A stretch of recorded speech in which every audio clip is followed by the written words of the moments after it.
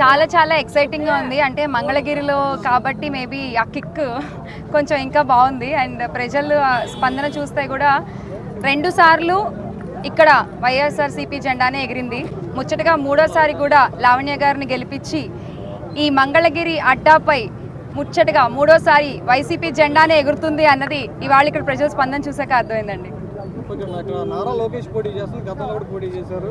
ఇప్పుడు భారీగా గెలుస్తాయి ఒకవేళ మెజార్టీతో వైసీపీ ఊడిపోతుంది అన్న. నాకు తెలిసింది చెప్తానా, అంటే అప్పుడు ఆళ్ల రామకృష్ణారెడ్డి అని అనుకుంటా, ఇక్కడ రామకృష్ణ అన్న మీద గెలవలేక ఎమ్మెల్సీ అయ్యి తర్వాత మంత్రి పదవి తీసుకున్నారు.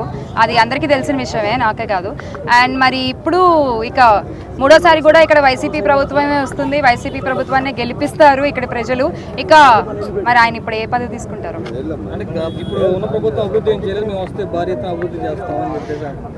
అన్న అభివృద్ధి అంటే అన్న నేను ఒకటి చెప్తా అన్న, అంటే మా జగనన్న ప్రవేశపెట్టిన పథకాల్లో నాకు చాలా ఇష్టమైన పథకం నాడు నేడు.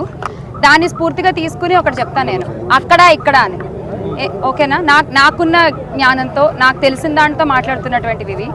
అక్కడ స్కాములు, ఇక్కడ స్కీములు, అక్కడ దాచుకోవడం, ఇక్కడ ప్రజలకి పంచిపెట్టడం, అక్కడ నాయకులు, ఇక్కడ లీడర్లు, అక్కడ సంక్షోభం, ఇక్కడ సంక్షేమం.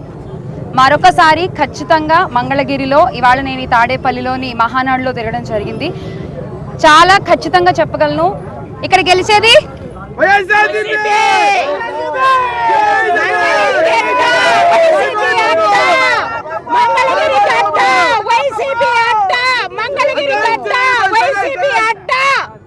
విన్నారుగా.